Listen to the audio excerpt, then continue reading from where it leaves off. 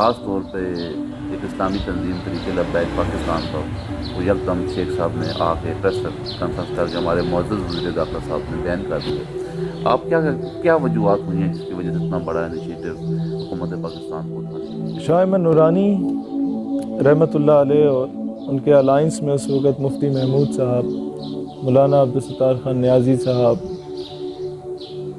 काजी हुसैन अहमद काजी आ रहा है, बहुत बड़ा थरथली मच जाती थी। उस दौर के बाद कोई 35 साल के बाद, मिनिमम 35 साल के बाद एक ऐसी कुव्वत दोबारा आई थी जो कि मदारिस के तकद्दुस को पामाल करने से रोकने वाली कुव्वत थी। एक ऐसी कुव्वत आई थी जो कहती थी कि जो इस्लाम है वो बयान करो। एक ऐसी कुव्वत आई थी जो आवाम सुनना चाहती थी वो बोलती थी। स्ट्रेट फॉरवर्ड बात करने वाले लोग आए थे।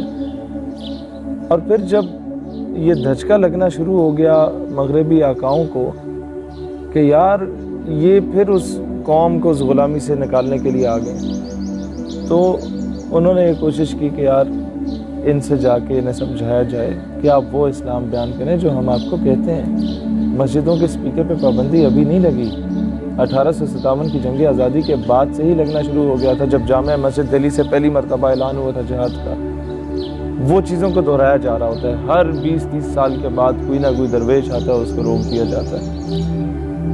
और अब मैं समझता हूँ कि मगरब को राज़ी करने के लिए आसिया मलूना को वापस भेजा गया। मगरब को राज़ी करने के लिए 70 साल की कारस्तानियाँ आप देख लें, ये आफिया सिद्दीकी को आपने बेच दिया। मगरब को राज़ी करने के लिए अपने अड्डे तक फराम किए गए, वो राज़ी नहीं हुआ। हमारे कितने ही फौजी शहीद हुए, कितने जवान शहीद हुए, कितने सिविलियंस कोलेटरल डैमेज में शहीद हुए, मगरब राज़ी नहीं हुआ। कश्मीर के मामले पे बैकफुट पे चली गई हमारी गवर्नमेंट्स, मगरब राज़ी नहीं हुआ। LOC पे बार्ड वायर लगा दी, मगरब राज़ी नहीं हुआ।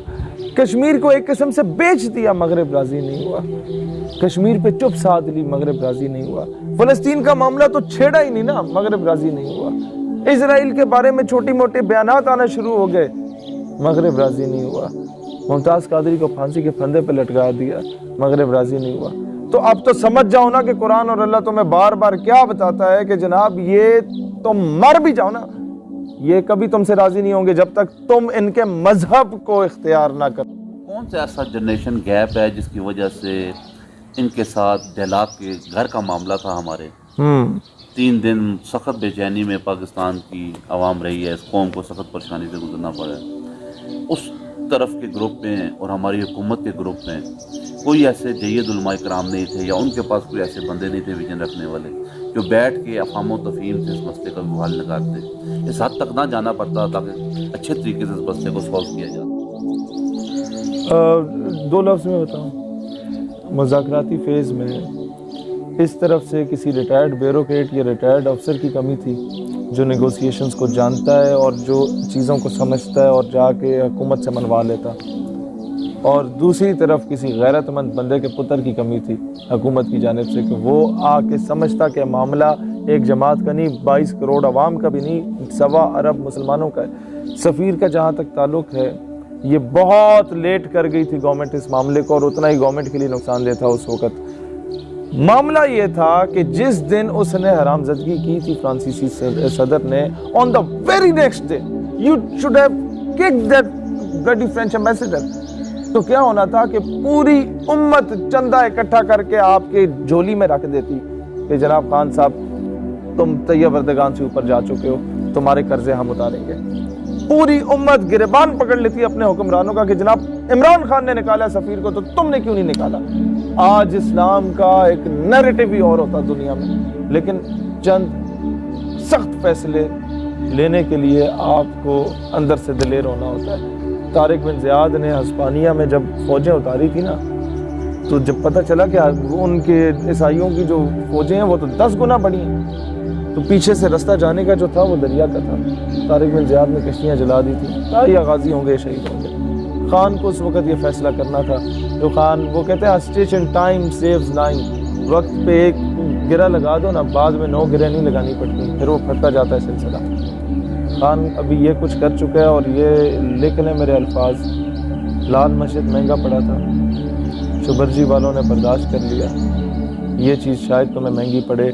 मैं ये कह रहा हूँ कि ये वो लोग हैं जिन लोगों ने हमेशा से पाकिस्तान की बनारस की सुन्नी कॉन्फ्रेंस में कहा था कि अगर कायद आज़म रहमतुल्लाह अलैह भी पाकिस्तान के मुतालबे से साइड पे होते हैं तो हम साइड पे नहीं होंगे। यार इतनी बड़ी स्टेटमेंट आज तक पाकिस्तान की तारीख में किसी ने नहीं दी। ये उनके वारिस हैं जिनके साथ तुम लोग ये काम कर रहे हो। याद रखना, आप लोग जानबूझ के लोगों को मौका दे रहे हैं कि वो उनके जहन से हुबल वतनी ख़त्म हो। आप जानबूझ के लोगों को मौका देना, और इनके जहन से ख़त्म नहीं होगी क्योंकि इन्हें पता है कि इमरान खान के या शेख रशीद के या ये किसी भी नवाज शरीफ या जरदारी के बाप का मुल्क नहीं है। ये मुल्क उन्हीं लोगों का है जिन लोगों ने हकीकी मायनों में पाकिस्तान को इसके लिए कुर्बानियाँ दी और इसको बनाया। लेकिन हुकूमत ने मेरे ख्याल में कोई कोशिश छोड़ी नहीं है कि जिससे आवाम को और इदारों को आपस में लड़वाने की कोशिश नहीं छोड़ी। फिर आप ये देखें कि कितनी नफ़रत पैदा होगी है इदारों और आवाम के दरमियान। इसमें मेरे ख्याल है गवर्नमेंट ने कोई मौका इन्हें जाने नहीं दिया। अब मैं समझता हूँ कि गवर्नमेंट को मुज़ाकरात की तरफ आना चाहिए। For the government should take long term measures, आपस में इकट्ठे हों। अगर इस मामले में कोई सपोर्ट की ज़रूरत है तो हम लोग अपना रोल प्ले कर सकते हैं कि अफ़ाम तफ़हीम से मामला हल हो कि पाकिस्तान में मज़ीद पाकिस्तान इसका मुतहम्मिल नहीं है। नबूवत के मामले में किसी के इश्क़ मुस्तफ़ा को जांचने का कोई पैमाना नहीं, उसके लिए कोई शराइत शरीयत में भी नहीं रखी गई। किसी जगह पे भी कोई शर्त नहीं है कि ये मुझसे बड़ा आशिक है या मुझसे छोटा आशिक है। कल शेख रशीद साहब ने भी इस बात को कहा कि सबसे बड़ा ख़त्म नबूवत का मुजाहिद है।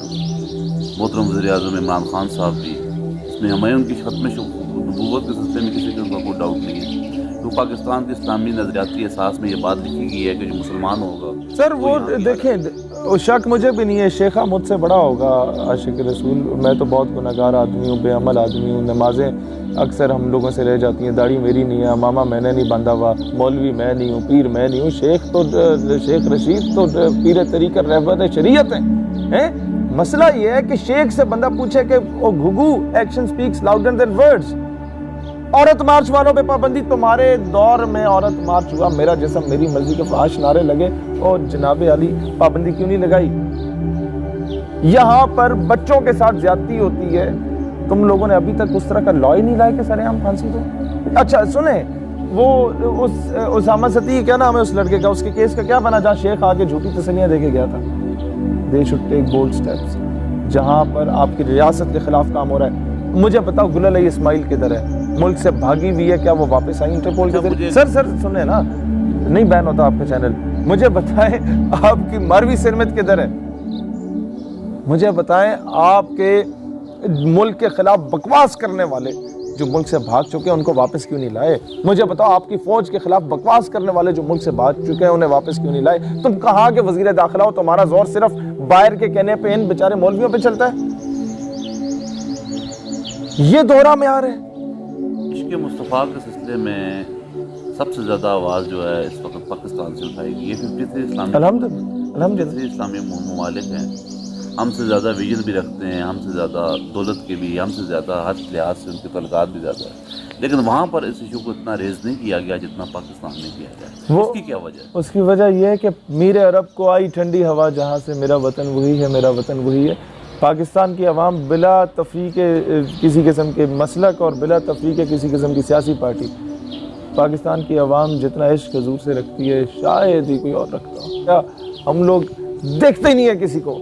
अपने हजूर का मामला आ गया तो बस इन्हें जाना इन्हें माना, ना रखा गैर से काम। लिल्लाह अलहम्द में दुनिया से मुसलमान गया, और Pakistan is a blessed country के पाकिस्तान वाहिद रियासत मदीना के बाद जो हजूर अलैहिस्सलाम के सदक़े इस्लाम के नाम पे बना। धरने में आप स्टेट यूथ पार्लियामेंट के कोई नुमाइंदे वगैरह आपने शिरकत की थी? हमारा मरकज़ी सेक्रेटरी जनरल वहाँ पर था, वहाँ सहरी अफ्तारी पहुँचा रहे थे कराची में। हमारे पूरा मरकज़ शूरा जो थी वो रावलपिंडी इस्लामाबाद के धरने में सहरी अफ्तारी पहुँचा रही थी। किसी को मरम पट्टी का मामला था, उसमें रोल प्ले कर रहे थे। पंजाब की कैबिनेट वहाँ पर सपोर्टिंग एंड प्ले कर रही थी, क्या कहते हैं, लाहौर में।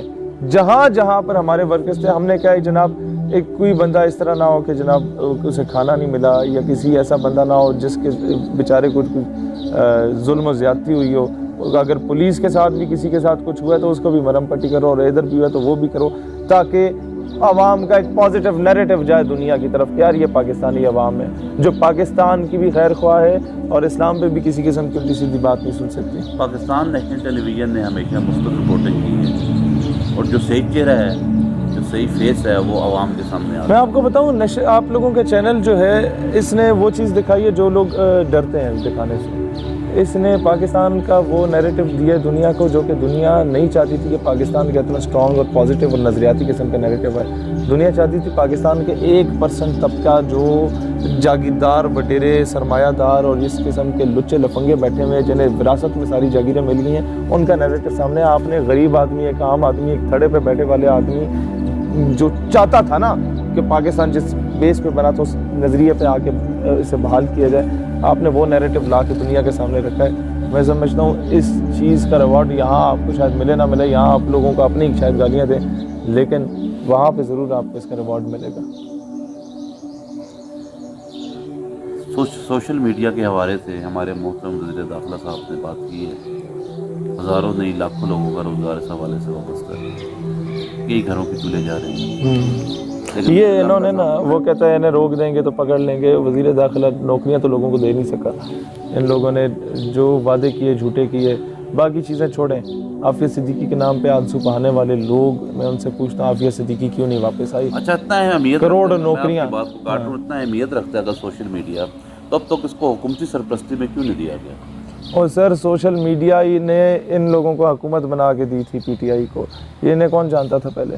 ये अब भी मैं समझता हूँ पीटीआई का जितना लाखों की तादाद में मुतनफ़र कारकुन है जो आके अब हम लोगों से रब्ता कर रहा है, वो सारा सोशल मीडिया पे आया था। पीटीआई का हामी बना, उसने नैरेटिव बिल्ड किया, लोगों ने आर्टिकल्स लिखे, लोगों ने कॉलम्स लिखे, लोगों ने वीडियो मैसेजेस बनाए, लोगों ने ऑडियो मैसेजेस दिए और लोगों को माइल किया कि यार ये पीटीआई कैसी हुकूमत शायद बना ले जो पाकिस्तान को आज़ाद करवा दे हकीकी मायनों में। लेकिन इन लोगों ने सोशल मीडिया को यूज़ किया और फिर इसी के ख़िलाफ़ आ गए। इन लोगों ने डॉक्टर आफिया के नाम को यूज़ किया, फिर उसके ख़िलाफ़ आ गए। इन लोगों ने रियासत मदीना के नाम को यूज़ किया, फिर उन्हीं प्रिंसिपल्स के अगेंस्ट गए। इन लोगों ने, they are bloody users and a day will come when they will say कि ओ हम तो लोगों को इस्तेमाल करने का सोच रहे थे, हम खुद टिश्यू पेपर की तरह इस्तेमाल हो गए। अ डे विल कम कि पीटीआई की गवर्नमेंट ये कहने पे मजबूर हो जाएगी कि यार हमें नहीं समझ आई कि हम कैसे कैसे इस्तेमाल हो चुके हैं।